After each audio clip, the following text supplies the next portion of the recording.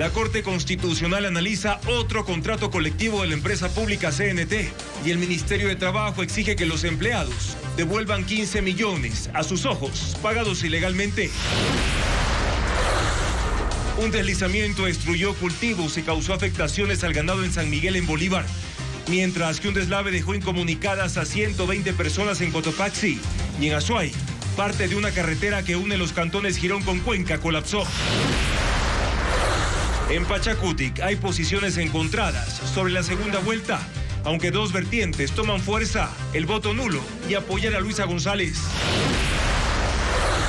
Se aviva la pugna política entre el presidente Noboa y el alcalde Aquiles Álvarez por el control de 34,000 cámaras de seguridad que pertenecen al municipio y, según una orden ejecutiva, deben ser administradas por el ECU 911. La Corte de Justicia notificó por escrito la sentencia del caso Metástasis. Ratifica las sentencias y establece que 20 de los condenados paguen una compensación al Estado de $4 millones. Los asesinatos en los primeros 45 días del año se incrementaron 63% en comparación con el mismo periodo de 2024. La pelea entre bandas y la coyuntura electoral pueden explicar el fenómeno, según inteligencia militar y policial. El BIES inyectará $460 millones adicionales para créditos hipotecarios y el sector inmobiliario confía en reactivarse. La policía comunitaria acompañará a los notificadores judiciales en los casos de violencia intrafamiliar y pensiones alimenticias. El Observatorio Social de Tuberculosis, impulsado por la Organización Mundial de la Salud, recomienda a las autoridades declarar alerta sanitaria en las cárceles por el incremento de presos con esa enfermedad. 17 muertos en Kentucky, Virginia Occidental y Georgia por las lluvias, inundaciones, nevadas y fuertes vientos que golpean Estados Unidos. William Pacho fue titular en la goleada 7-0 del PSG en el repechaje de la Champions League. Miércoles 19 de febrero, amigos, comenzamos con el desarrollo de la información en Televistazo Estelar. Bienvenidos. Otro de los contratos colectivos cuya legalidad analiza la Corte Constitucional es el de la Corporación Nacional de Telecomunicaciones, CNT. El Ministerio del Trabajo reclama a esa empresa estatal $15 millones por pagos indebidos que fueron cancelados de forma retroactiva a funcionarios con recursos de protección que pasaron a beneficiarse del contrato colectivo siendo servidores de carrera. Más detalles de este caso con Hernán Higuera. En la mira de la Corte Constitucional también está el contrato colectivo de la Corporación Nacional de Telecomunicaciones, CNT, demandado por el Ministerio de Trabajo. Sus empleados sindicalizados lograron incorporar con acción de protección presentada en Rocafuerte, Manabí, el 21 de marzo de 2022, a servidores públicos contratados bajo el régimen de la LOCEP en el Código de Trabajo. Así, la figura que usaron los sindicalistas de CENEL se repitió en la estatal telefónica. Hace 6 meses, la Corte Constitucional pidió un informe a CNT para determinar cuánto, cómo y a cuántos servidores públicos de carrera se pagaron aumentos salariales contemplados en el contrato colectivo al que ellos pasaron. CNT respondió que entre 2022 y 2024, 3.872 funcionarios cobraron un aumento salarial anual que sumaron $5.272.000. En el mismo lapso, CNT indemnizó a 36 funcionarios de carrera y eso costó $1.124.000. También titularizó a 33 funcionarios que estaban en cargos de reemplazo por casi $500,000, acogiéndose a beneficios del contrato colectivo. El rubro más alto que el Estado pagó a los empleados de CNT con retroactividad al 2019 es el de alimentación y transporte por $6.240.000. Se suma $1.410.000 por uniformes para 3.896 servidores públicos en 2022 y 2023. El impacto de estos pagos, hechos al abrigo del contrato colectivo, asciende a $15.780.000. Esta suma deberá ser devuelta si el precedente de la sentencia contra CENEL se replica en el caso de CNT. En el distrito de Guayaquil ha crecido el número de homicidios intencionales entre enero y febrero de este año. A escala nacional se registran 1.091 asesinatos. El mayor porcentaje se concentra en 6 provincias de la costa y una de la Amazonía. Paul Romero explica las cifras por cada jurisdicción. La cifra de homicidios intencionales en los primeros 45 días de 2025 creció en forma inquietante. En todo el país pasaron en ese mismo periodo de 669 en 2024 a 1.091. El distrito metropolitano de Guayaquil, que incluye los cantones Durán y San Borondón, es el más golpeado. Las muertes violentas crecieron en 64% con relación al mismo periodo de 2024. De 244 homicidios a 400. 6 provincias de la costa y una del oriente concentran el 88.5% de muertes violentas de todo el país, según información del bloque de seguridad. Manabí subió de 61 a 160, Guayas de 82 a 137, Los Ríos de 106 a 120, Santa Elena de 10 a 29, El Oro de 19 a 78 y Sucumbíos de 14 a 23. Los homicidios, según fuentes de investigación policial y militar consultadas por Televistazo, crecieron exponencialmente sobre todo por 3 factores. Las organizaciones criminales endurecieron sus enfrentamientos con asesinatos en cada uno de 5 o más personas para generar zozobra y temor en zonas de influencia. Se incrementó la disputa de territorio para la venta de droga, tráfico de armas, minería ilegal por la lucha de poder ante la reconfiguración de grupos armados. El tercer factor evocado por los sistemas de inteligencia es la coyuntura electoral para generar una percepción de inseguridad. El Tribunal de Justicia a cargo del caso Metástasis sentenció a 20 jueces, fiscales, policías y agentes penitenciarios involucrados. Hernán Higuera informa que el tribunal solicita protección y seguridad al Estado.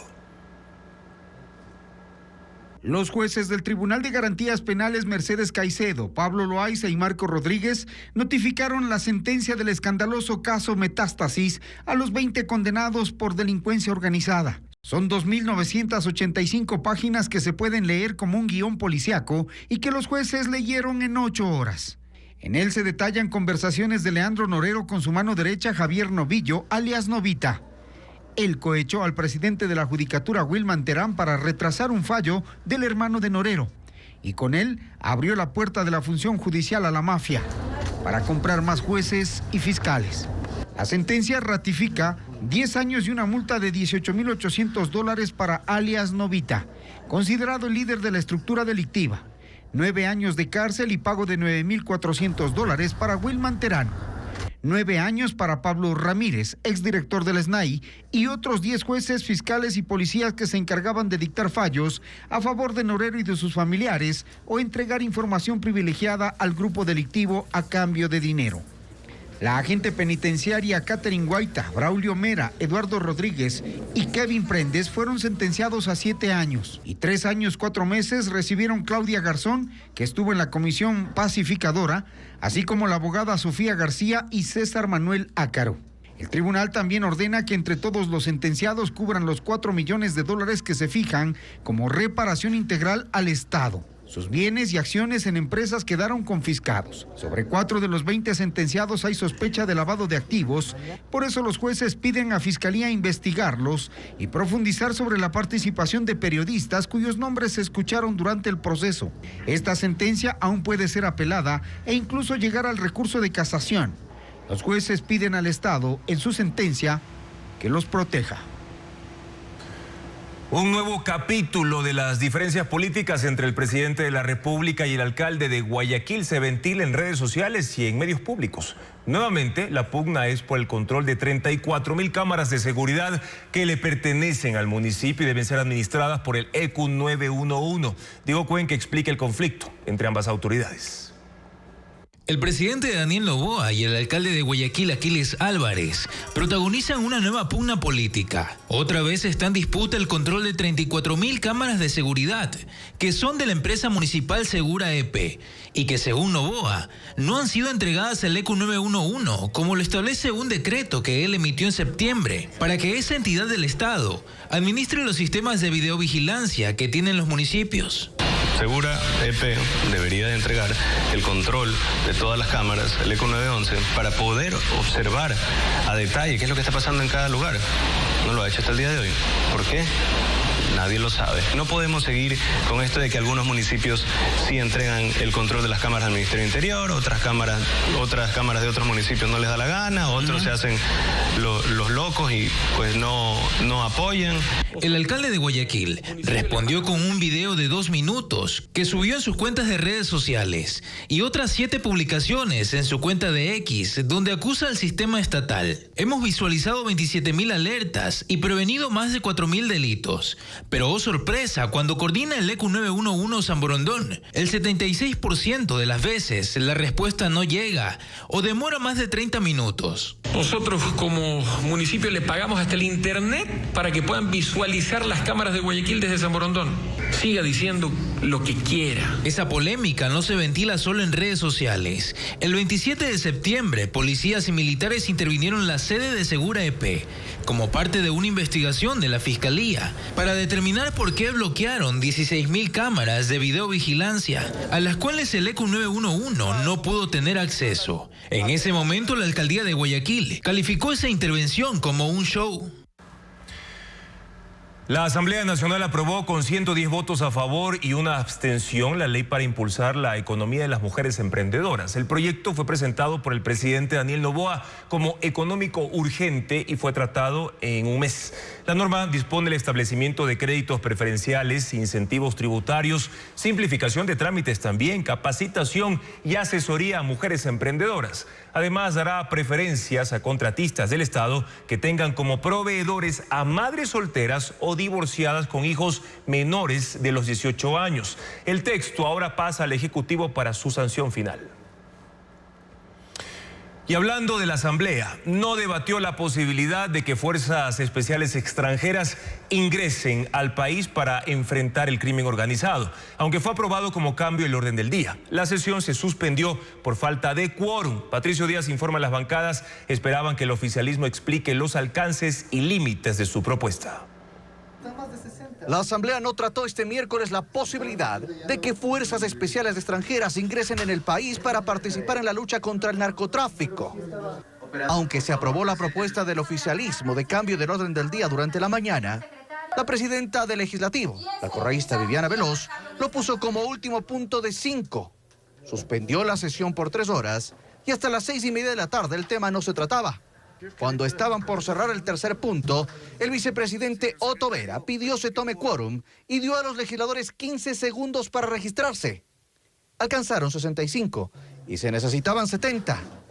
Los que estaban afuera, en los pasillos, no llegaron y por falta de asambleístas la sesión se suspendió. Sin embargo, las bancadas durante el día pidieron más información sobre lo que busca el régimen con este respaldo.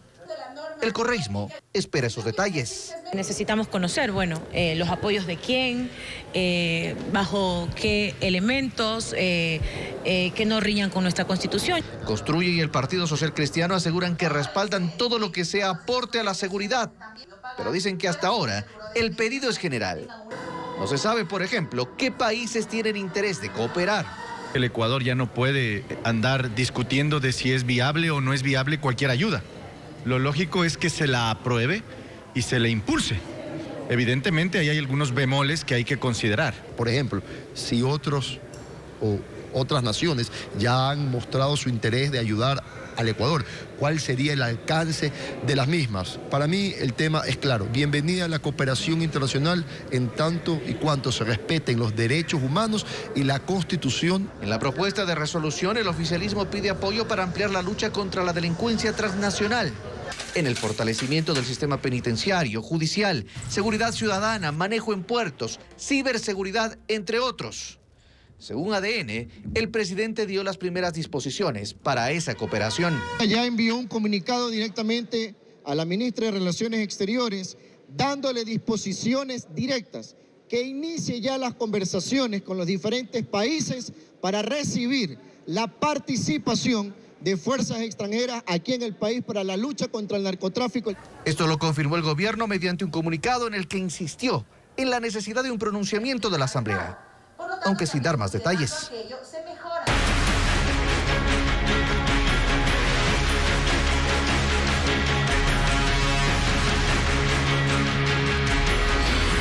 Lluvias, los estragos aumentan.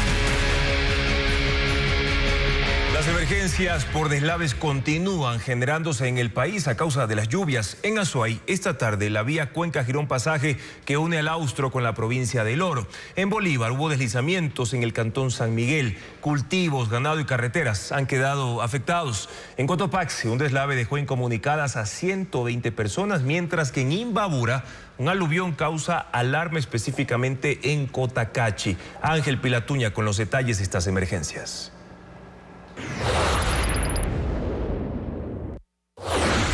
En la provincia de Azuay, esta tarde colapsó por completo la vía Cuenca-Girón Pasaje. El hecho se produjo en el tramo del sector Victoria del Portete, en el kilómetro 22. Teníamos 2 reservorios de gente privada. Uno de estos reservorios, su dique ha fallado. ¿Qué es lo que sucede? Que este dique, todo el agua almacenada atrás de ese dique, en muy poco tiempo, entró por la alcantarilla. Por esta vía que conecta a Azuay con el Oro, circulaban diariamente unos 45.000 vehículos. Por ahora los conductores deberán utilizar rutas alternas por Cumbe, Victoria de Portete y la vía Cuenca-Chutcochancay.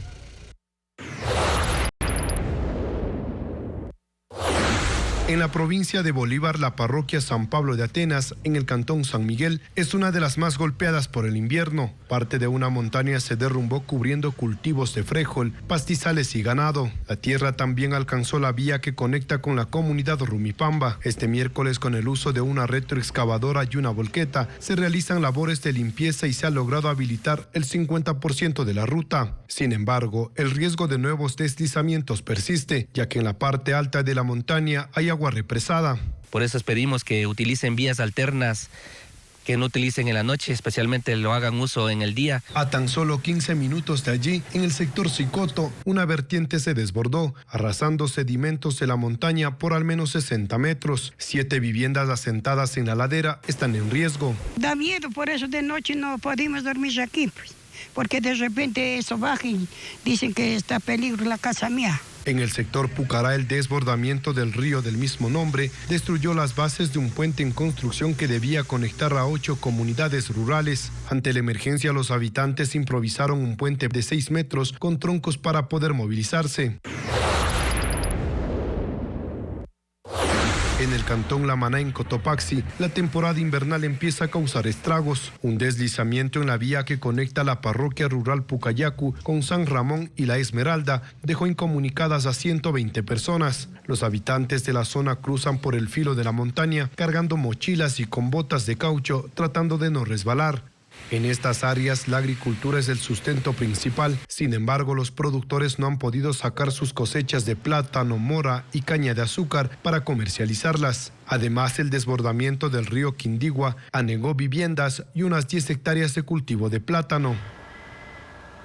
El mal tiempo se mantiene en Estados Unidos. Las víctimas por tormentas de inundaciones llegan a 17 desde el fin de semana, la mayoría en el estado de Kentucky, mientras que las temperaturas descienden por un frente frío del Ártico, causando nevadas en el centro y el este del país. Las imágenes con Eliana Suárez.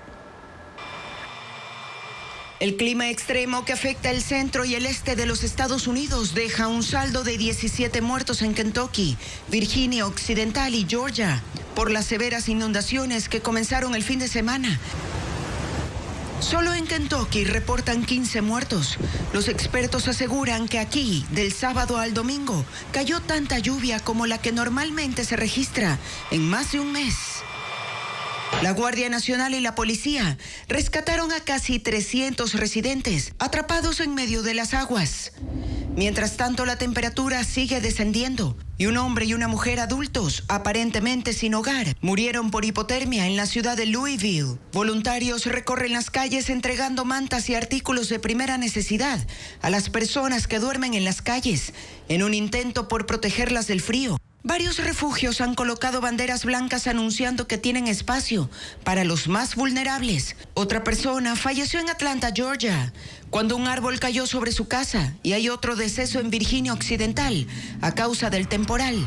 Las lluvias, las nevadas y fuertes vientos continuarán hasta el viernes. Se espera un frente frío que pasará sobre el centro del país, provocando temperaturas heladas. Ante la gravedad de la situación, los gobernadores de Kentucky y Virginia Occidental declararon estado de emergencia. En República Checa, el frío invernal convirtió un río en una pista natural de patinaje sobre hielo. Residentes de la región de Zbikov, en el sureste del país, se animaron a patinar sobre la corriente congelada en la unión de los ríos Moldava y Otava este miércoles. La temperatura en la zona ha estado hasta en 18 grados bajo cero, formando una gruesa capa de hielo en la superficie. Se espera que los termómetros comiencen a subir mañana, devolviendo la normalidad al cauce. Al menos $1.000 millones destinará el Banco del IES a créditos hipotecarios para adquisición de casas nuevas y de segunda mano también. El presidente de esa entidad aclaró que no todos tendrán tasas de interés del 5%. Diego Puente, con las proyecciones de la institución financiera. El Banco de los Afiliados al Seguro Social colocará este año $1.000 millones en créditos hipotecarios, $460 millones adicionales a lo planificado a inicios del 2025. Ese reajuste coincide con el anuncio hecho ayer por el presidente de la República, Daniel Noboa, de inyectar $3.000 millones desde el Estado para reactivar la economía.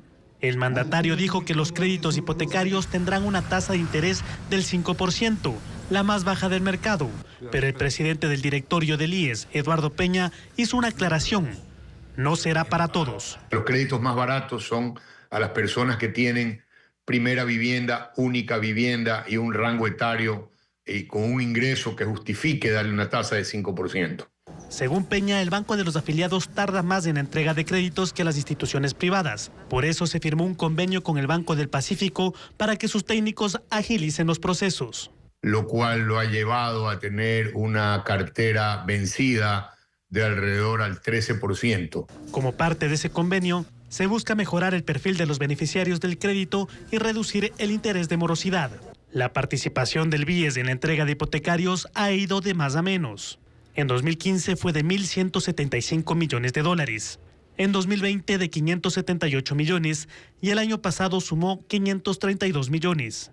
Desde el sector de la construcción esperan que con esto se reactive sobre todo los proyectos inmobiliarios. Subiría un 20% la comercialización de vivienda que se basa en créditos hipotecarios. El tipo de créditos, cuya ejecución se prevé iniciar en 3 semanas, permitirá la compra de casas nuevas o de segunda mano. El aeropuerto Mariscal Sucre de Quito suspenderá operaciones durante 12 sábados por mantenimientos programados de pista, pero no habrá cierres entre julio y agosto para no afectar la temporada alta de verano. Adriana Bermejo amplía esta información. Durante 12 sábados entre el 5 de abril y el 20 de septiembre, desde las 2 hasta las 14 horas, el aeropuerto Mariscal Sucre de Tababela suspenderá operaciones por trabajos de mantenimiento de la pista.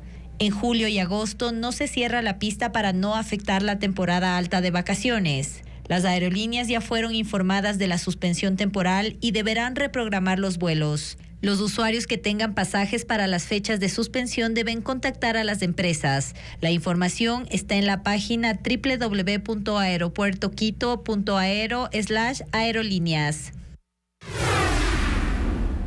Hasta el 10 de marzo, docentes del sector público y privado podrán postularse para obtener una de las 30 becas de maestría en educación en la Universidad Internacional de La Rioja, gracias a un convenio con el Ministerio de Educación.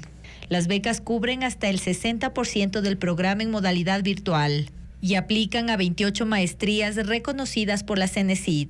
Los interesados pueden postular en la página web de la UNIR en el apartado Becas Héroes de la Educación. Las personas que venden su vehículo con el tag de los peajes de la Prefectura de Pichincha o del túnel Guayasamín deberán desactivar los dispositivos o darlos de baja para que los cruces que realice el nuevo propietario no los tenga que pagar. El trámite se puede realizar de forma virtual en las páginas www.peajeguayasamín.es y peajespichincha.es. El comprador del auto puede registrar el mismo tag a su nombre.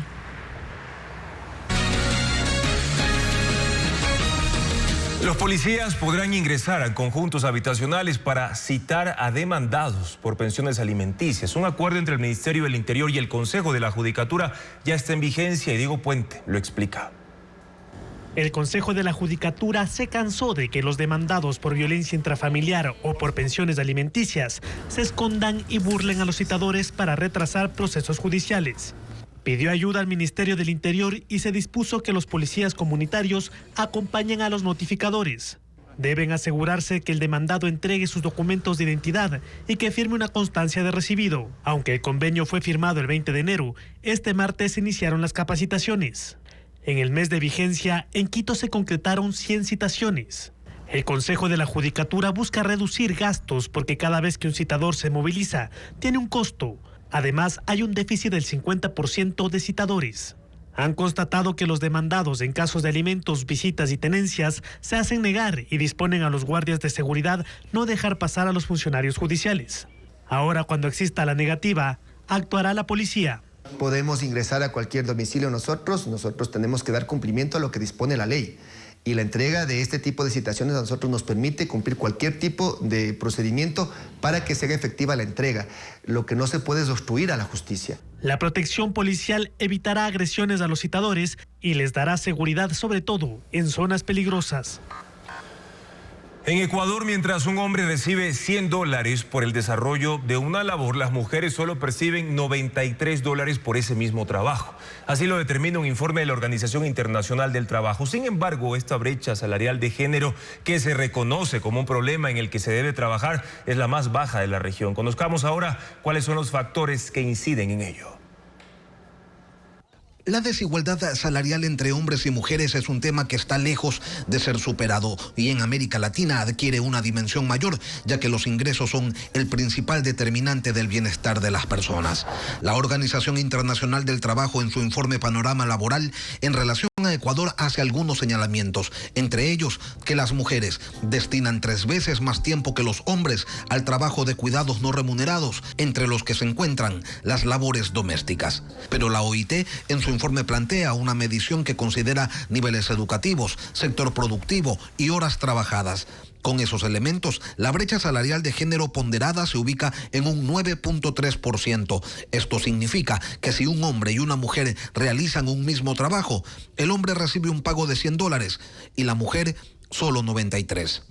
Esta diferencia, la ecuatoriana, es la más baja de la región. En Colombia la brecha es de un 17.1%, en Perú 19.3%, en Brasil 23.2%. Entre las razones para que la brecha en Ecuador no sea mayor, se identifica que el número de mujeres con educación de tercer nivel supera en el mundo laboral en un 20% a los hombres. El informe señala que los esfuerzos legislativos orientados a reducir la brecha salarial de género no han sido efectivos. En Ecuador, desde el 2010 hasta ahora, esa diferencia que superaba los 12 puntos porcentuales apenas se redujo en un 25%. Por ello se apela a políticas públicas que empujen hacia la construcción de nuevos contratos sociales, donde se redefina el rol de las mujeres y se ataque decididamente la discriminación laboral por género. La Fiscalía de Brasil presentó cargos contra el expresidente Jair Bolsonaro, acusándolo por intento de golpe de Estado con el que quiso evitar que Lula da Silva, ganador de las elecciones, asuma el poder. Si el Tribunal Supremo lo llama a juicio, enfrentará un proceso que se castiga hasta con 28 años de cárcel. La justicia tiene al expresidente Bolsonaro en la mira por una serie de delitos asociados a la insurrección del 8 de enero de 2023. Lo investigan desde hace un año y ahora la Fiscalía formalizó cargos por organización criminal armada, intento violento de abolición del Estado democrático, golpe de Estado y daños calificados por violencia. Acusaciones relacionadas con los intentos de Bolsonaro de revertir el resultado de las votaciones de 2022, cuando perdió la reelección frente a Lula da Silva, y el posterior asalto de una multitud de seguidores contra la Plaza de los Tres Poderes en Brasilia. Él y otras 33 personas están implicadas, según el Ministerio Público, en un complot golpista. Antes, la Policía Federal había determinado que Bolsonaro tuvo pleno conocimiento del intento para impedir la posesión de Lula y que el expresidente planificó y dirigió el plan. Bolsonaro ha negado las acusaciones y apenas ayer decía no estar preocupado por el curso del proceso, pero medios de prensa aseguran que ha estado negociando a nivel político el otorgamiento de una amnistía. Ahora corresponde al Supremo Tribunal Federal calificar los cargos de la Fiscalía brasileña, lo que lo pone en las puertas de un juicio de alto nivel y lo expone a una sentencia de 28 años de cárcel. Los jueces esperan que el caso se resuelva antes de fin de año y evitar que este influya en el proceso de elecciones presidenciales de 2026. 299 migrantes deportados por Estados Unidos están retenidos en un hotel de Panamá. No se les permite salir de sus habitaciones hasta ser enviados a sus países de origen. Sin embargo, el gobierno panameño advirtió que quienes se nieguen a tomar los vuelos de repatriación serán enviados a un albergue en la región del Darién. El lujoso hotel Decápolis en la ciudad de Panamá se ha convertido en un improvisado centro de detención para 299 migrantes deportados por Estados Unidos. Llegaron como parte del compromiso que adquirió el gobierno panameño con la administración Trump de funcionar como puente o país de tránsito.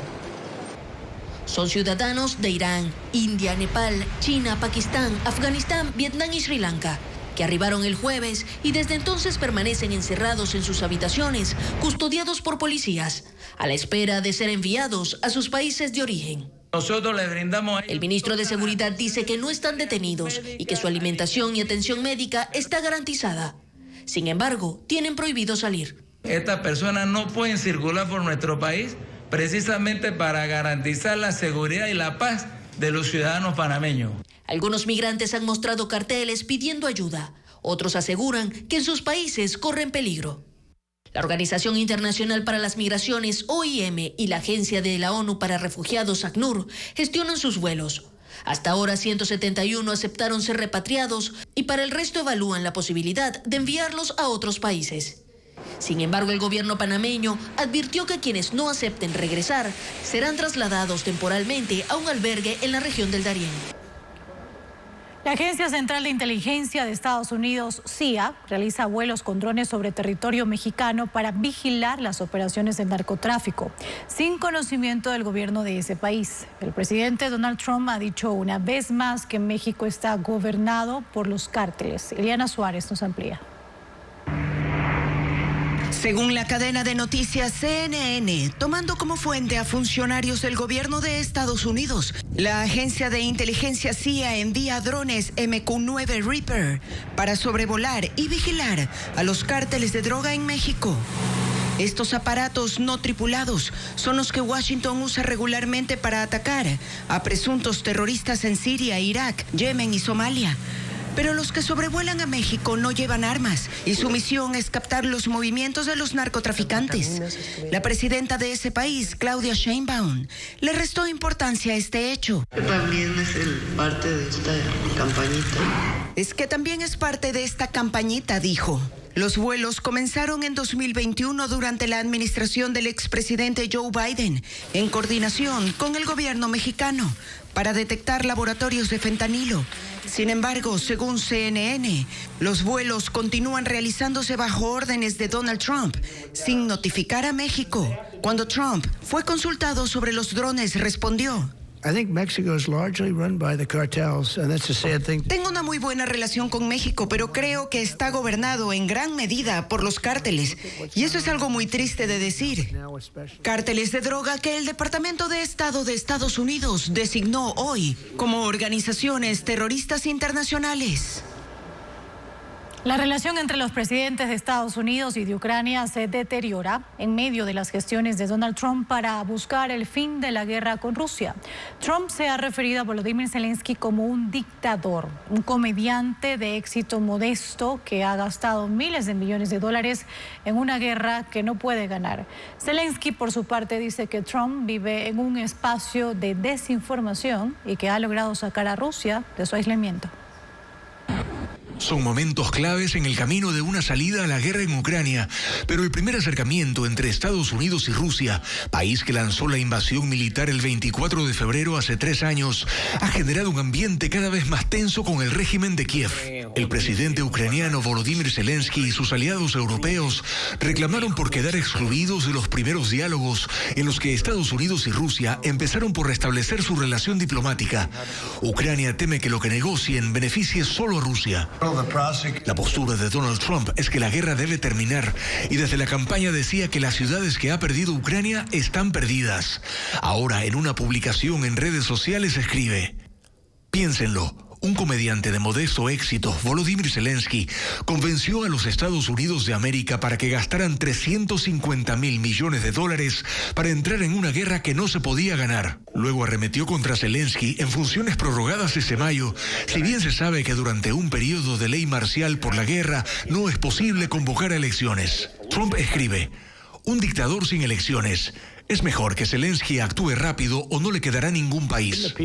Antes, en una declaración de prensa, acusó a Ucrania de haber comenzado la guerra y criticó el reclamo de Zelensky por no estar invitado a su diálogo con Rusia. Hoy escuché que dijo: no fuimos invitados. Bueno, has estado allí durante 3 años. Nunca debiste empezarla. Debiste llegar a un acuerdo. Zelensky ha reconocido a Estados Unidos como un aliado importante en la guerra con Rusia, pero cuestiona la actitud de Trump, que llegó a decir que Zelensky tiene solo un 4% de aprobación. Vive en este espacio de desinformación, dijo Zelensky, y es por eso que me gustaría que el equipo de Trump fuera más sincero, porque todo esto ciertamente no tiene un impacto positivo en Ucrania, pero sí ayuda a sacar a Putin del aislamiento. Cree también que sí es posible obligar al presidente ruso a poner fin a la guerra, pero los plazos y términos de una solución a este conflicto no están definidos todavía.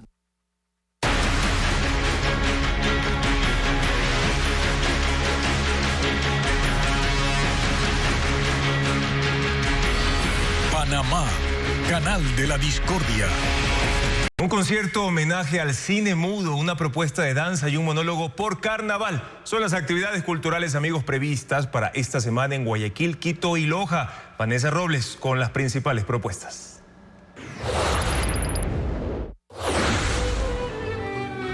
El Goldfish es la propuesta artística del grupo Gato Relato, que se presenta en Zona Escena en el centro de Guayaquil este sábado 22 de febrero. Mediante una propuesta de danza, los bailarines representarán el mundo interior del ser humano en un contexto de paranoia pandémica y de crisis de valores. La función dura 1 hora y será a las 7 de la noche. Carnaval, Gualaceo, el río Paute, las orillas, todo el mundo con su canasto, su piquiniqui. A la voz del carnaval llega al Teatro San Gabriel de Quito. Montserrat Astudillo interpreta esta comedia musical que recrea mediante episodios la idiosincrasia ecuatoriana, fusionando la danza y canciones en vivo. Contará con artistas invitados como el trío de los hermanos Ubía y la banda de pueblo Los Pájaros Azules. La obra dura 2 horas y se presentará del 20 al 23 de febrero a las 8 de la noche.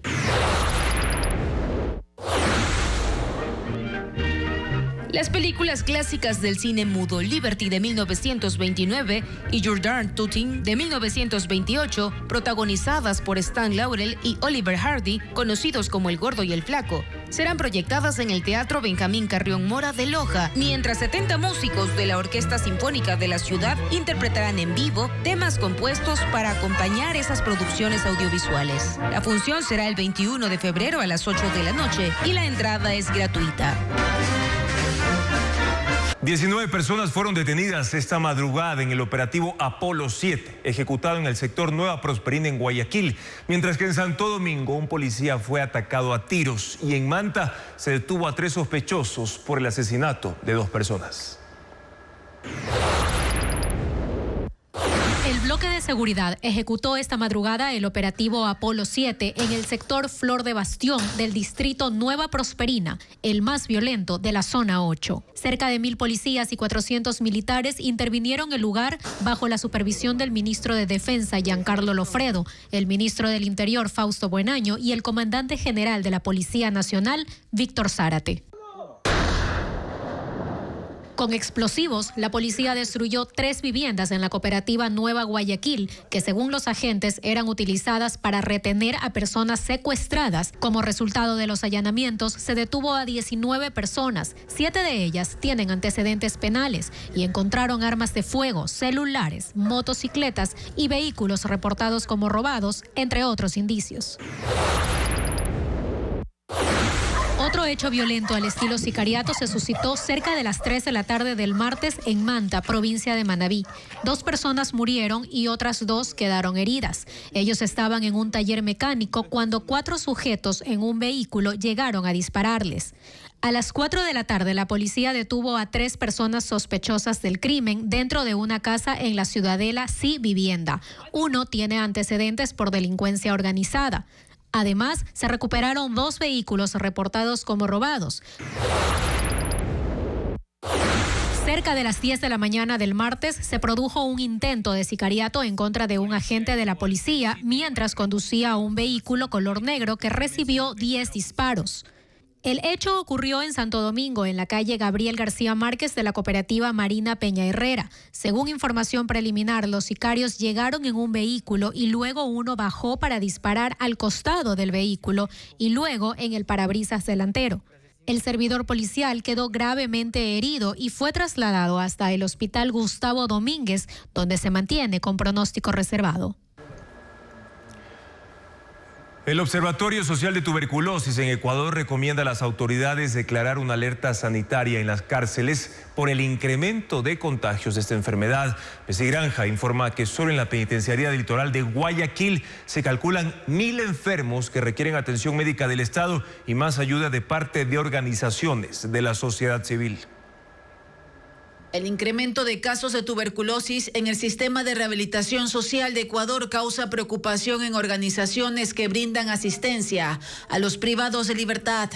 El Observatorio Social de Tuberculosis, una iniciativa impulsada por la Organización Mundial de la Salud en la región, lo califica como una bomba de tiempo y recomienda a las autoridades declarar una alerta sanitaria en las prisiones para tratar de forma urgente a los presos. Por ejemplo, estamos hablando de que alrededor del 70% de los centros de rehabilitación están con casos graves de tuberculosis. Yo creo que es importante el llamar a una alerta sanitaria, el poder ingresar, hacer diagnósticos. El observatorio añade que las cárceles con más infecciones por tuberculosis son las de la costa. Solo en la penitenciaría del litoral de Guayaquil, según cifras de organizaciones que trabajan con los privados de libertad, se calculan 1.000 casos de tuberculosis. Ana Morales es del Comité de Familiares por una Vida Digna en Cárceles, donde se registran denuncias sobre el estado de salud de los reos, quienes también ven agravada su situación por la deficiencia de los servicios de alimentación y agua potable. No nos dejan ingresar medicamentos como corresponden. ¿Qué les cuesta hacer una receta si no se abastece el Estado en dar? Désela al familiar. Si no pueden, no se abastecen, pidan ayuda a los familiares para poder donar alimentos y poder ayudarles al Estado. Imagínate, ayudarle a algo que le corresponde. Sobre esta problemática, Televistazo solicitó una entrevista vía correo electrónico al SNAI. Hoy se cumplió la audiencia de apelación a la prisión preventiva de los 16 militares procesados por la desaparición forzada de Ismael, Josué, Steven y Nehemías, los 4 niños de las Malvinas de Guayaquil. Tras 7 horas de diligencia, los jueces de la Sala Especializada de lo Penal de la Corte de Justicia de Guayas recogieron los testimonios de 16 procesados, abogados y representantes del Comité Permanente por la Defensa de los Derechos Humanos que representan a las familias de los niños. Los magistrados quedaron en leer la resolución sobre la audiencia este jueves 20 de febrero a las 10 de la mañana. Exfuncionarios del bloque de seguridad mantendrán la protección del Estado durante 6 meses. Por decreto ejecutivo, el presidente Daniel Noboa ordenó a la policía la implementación del plan de protección. Paul Romero con más detalles de la iniciativa. Los funcionarios del bloque de seguridad tendrán custodia estatal al menos durante 6 meses tras retirarse del cargo. La disposición fue dada ayer por el presidente Daniel Noboa. Hoy se publicó el decreto ejecutivo y deberá ser ejecutado por la policía. De esta manera, la seguridad se mantiene para la exministra del Interior, Mónica Palencia, y el exdirector del Servicio de Atención a Personas Privadas de Libertad, SNAI, Luis Aldumbide, que abandonaron el gabinete este fin de semana. Según el decreto, también son beneficiarios los exfuncionarios del Ejecutivo que tomaron decisiones administrativas en defensa, seguridad ciudadana, protección interna, orden público, gestión y prevención penitenciaria. Su número se desconoce. La lista debe ser entregada por el Ministerio del Interior a la Dirección de Protección y Seguridad de la Policía Nacional, que se encargará de realizar el informe técnico y perfil de riesgo. De ese análisis dependerá la asignación del número de agentes, equipos de protección, armas, logística, vehículos. El presupuesto de la policía cubrirá viáticos, transporte y otros gastos que demande la protección del exfuncionario. Cada agente representa al Estado aproximadamente $2.000 mensuales, con excepción del salario. La Dirección de Seguridad y Protección de la Policía tiene 1.780 agentes para custodiar a las autoridades de las funciones ejecutiva, legislativa, judicial, electoral, de transparencia. Desde 2023 se amplió a alcaldes y prefectos con denuncias de amenazas. Pachacutic no pudo tomar una decisión sobre a quién va a apoyar en la segunda vuelta electoral. En el Consejo Político tomó fuerza la posibilidad de optar por el voto nulo, lo que impidió un acuerdo. Francisco Garcés siguió la reunión y preparó el siguiente informe.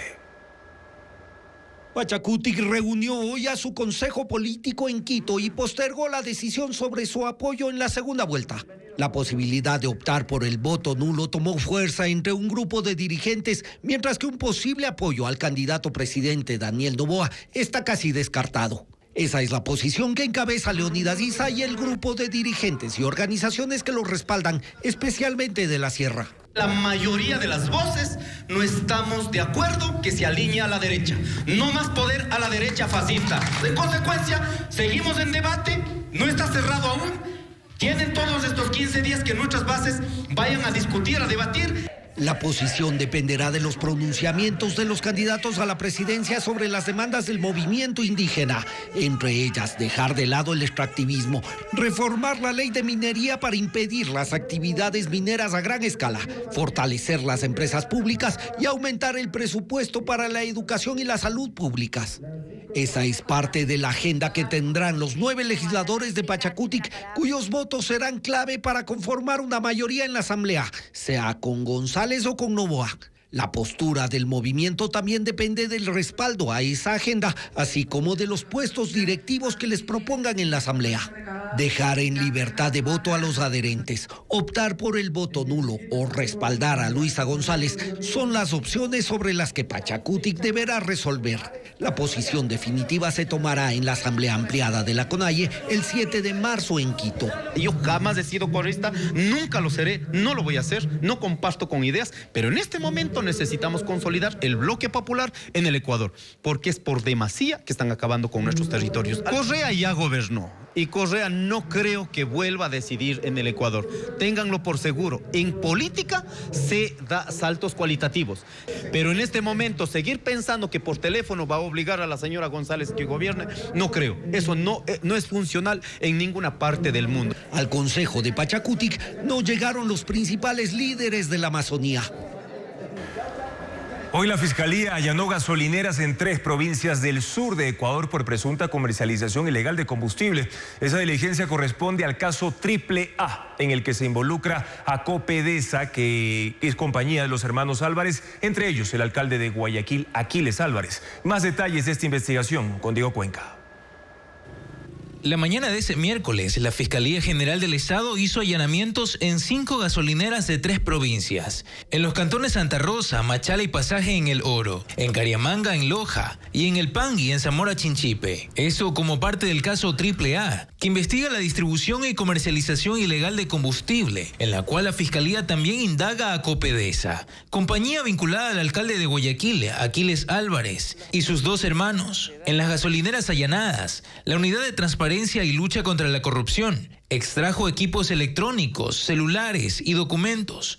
Además, fue detenida la administradora de una estación de Machala, porque según la Fiscalía, en las oficinas hallaron municiones y un arma de fuego. En las acusaciones que el Ministerio Público presentó en diciembre en audiencia de formulación de cargos, señaló que Copedesa vendió combustible a varias estaciones que están en zonas mineras y cerca de la frontera sur. La Fiscalía presume que el diésel subsidiado fue desviado a otros segmentos para los cuales no está destinado ese beneficio. Anteriormente, tanto el alcalde como su defensa atribuyeron este caso judicial a una retaliación política por parte del gobierno.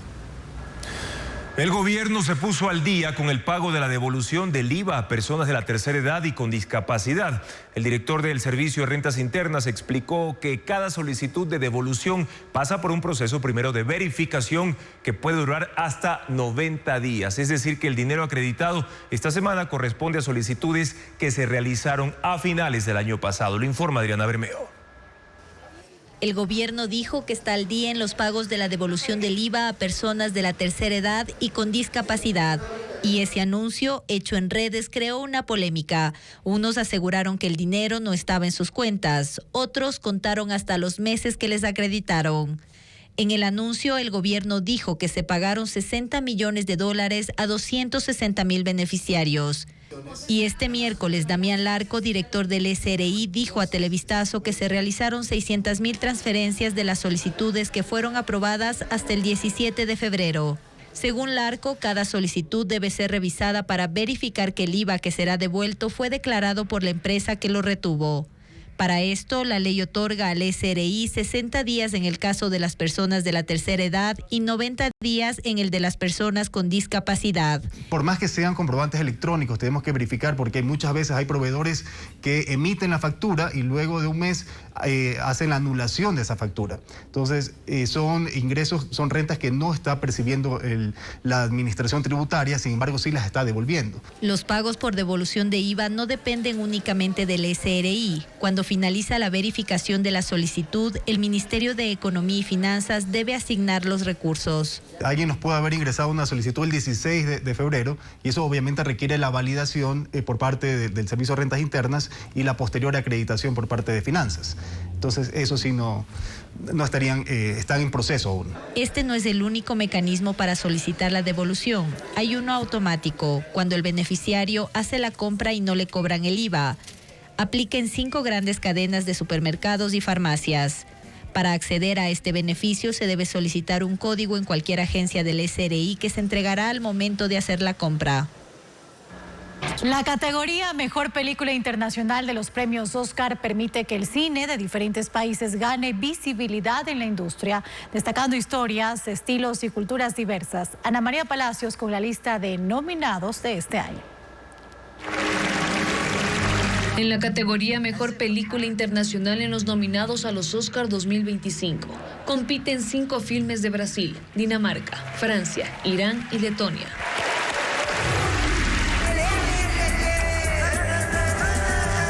Aún estoy aquí. Es una película dirigida por Walter Salles. Es la historia de Eunice Paiva, una mujer que enfrenta la desaparición de su esposo, el diputado Rubens Paiva, durante la dictadura militar en Brasil en 1971. Ella busca justicia mientras asume la responsabilidad de su familia en medio de la represión política.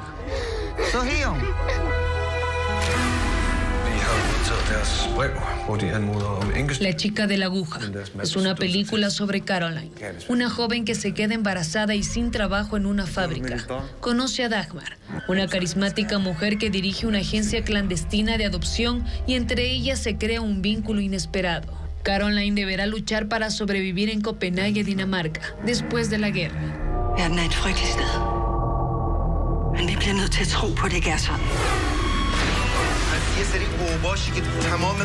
La semilla del fruto sagrado es un filme iraní de drama y suspenso.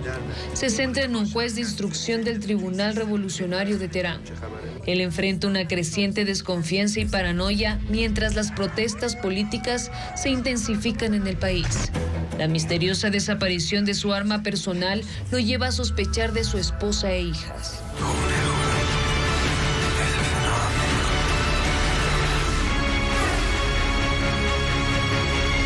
Flow repite. Es una película de Letonia que también está nominada en esta categoría. Aqua es un gato que se une a otros animales para sobrevivir a una inundación y buscar un nuevo hogar. Los personajes aprenden a convivir y a enfrentar sus diferencias. Destaca por su narrativa sin diálogos y una animación 3D que recrea una experiencia inmersiva. ¿Y tú conoces a Emilia Pérez? Y Emilia Pérez, dirigida por el cineasta francés Jacques Audiard, se centra en la trama del narcotraficante mexicano Manitas, que buscando escapar de su pasado delictivo, se somete a una cirugía de reasignación de género. y adopta la identidad de una mujer. El filme combina elementos del drama musical y comedia. Es una película polémica en México. Sin embargo, es elogiada por su originalidad. Y si quieres seguir las noticias en todo momento, ecuavisa.com y Ecuavisa Play es la dupla perfecta para mantenerse informado minuto a minuto. En pantalla tienen el código QR para que usted pueda conocer toda la información nacional e internacional más destacada desde cualquier lugar. Momento de una pausa comercial. La Feria de Tecnología 2025 que se organiza en Alemania muestra los nuevos avances de la inteligencia artificial. Hay la exposición de robots y escáneres para usarlos en supermercados. Veamos más de esta experiencia innovadora. La experiencia de compra en los supermercados se sigue modernizando. En la Feria de Tecnología 2025 que se realiza en Alemania, se presentaron curiosos avances, como este carrito de compras con escáner incluido, donde se colocan los productos y el valor final ya espera al consumidor en la caja. También está este robot que lleva artículos de un lugar hacia otro y puede limpiar las superficies principales, mientras que los empleados se encargan de las esquinas y los bordes. Dentro del supermercado, la inteligencia artificial también puede verificar la edad de una persona, detectar si no ha pagado algún producto e incluso si lo está robando. Puede enviar un mensaje a la tablet o al teléfono del empleado diciendo atención pasillo 3 o 7 y mostrar lo que la persona tiene. También al coger un producto, la inteligencia artificial sugiere otro que lo complemente, como una cerveza para acompañar papas fritas, haciendo que la compra se vuelva una experiencia innovadora. Y crece una nueva tendencia de fiestas para jóvenes que no se celebran en la noche y en las que tampoco se consumen bebidas alcohólicas. Las coffee parties han llegado también a Ecuador. ¿Cómo son estas fiestas? Aquí le contamos. Así son las coffee parties o fiestas del café, la nueva tendencia de reuniones para la generación Z, es decir, jóvenes entre 18 y 25 años.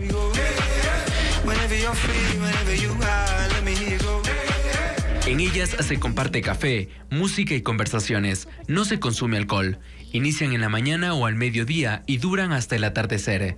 También puede contar con DJs en vivo, shows de barismo, catas de café y concursos de la misma temática. Momentos espontáneos, canto y baile, porque el café también se disfruta con alegría. En Ecuador se han celebrado en Quito, Guayaquil, Cuenca y Loja, incluso el 8 de febrero, un día antes de las elecciones debido a la ley seca. Las fiestas han ganado popularidad en redes sociales como Instagram y TikTok, inspirando a más personas a unirse a la moda. Las coffee parties se originaron en Los Ángeles y se están realizando en todo el mundo. Porque sí, el café también se disfruta con música y buena onda. En México, un grupo de amigos la hizo después de correr una maratón de 10 kilómetros. Por su ambiente acogedor, estas fiestas también están despertando interés en los millennials de 30 años que valoran llegar a casa temprano y descansar. Daddy Yankee y Miredis González ya están divorciados, marcando el fin de una historia de amor que duró 30 años y con 2 hijos en común. Además, Dana Paola y el rapero mexicano Santa Fe Clan son tendencia en YouTube por el videoclip Nada es para siempre. En él, la artista pasea con sus amigas en auto y celebra haber llegado a la conclusión de que el amor no es duradero. Según el rapero, este sencillo es un reflejo de sus vidas, de lo efímero y lo fugaz. Una mezcla de pop, rap y reggaetón. Daddy Yankee y Miredis González oficialmente están divorciados. Una historia de amor que duró 30 años y de la cual quedan 2 hijos y el litigio por el control de las empresas del artista. La ruptura, según ellos, es irreparable. Los rumores de esta crisis crecieron en diciembre del año pasado cuando se dejaron de seguir en redes sociales. ¿Deben cambiar su estrategia los candidatos presidenciales de cara a la segunda vuelta? Lo analizará mañana en Contacto Directo Juan Rivadeneira, consultor político. Además, Arturo Torres, director de Código Vidrio, especializado en seguridad, va a analizar los factores que están incidiendo en el incremento de las cifras de homicidios intencionales en Ecuador. Las noticias, amigos, a toda hora en ecuavisa.com y Ecuavisa Play, la dupla perfecta, información verificada siempre con el sello de Televistazo. Gracias por habernos acompañado. Buenas noches.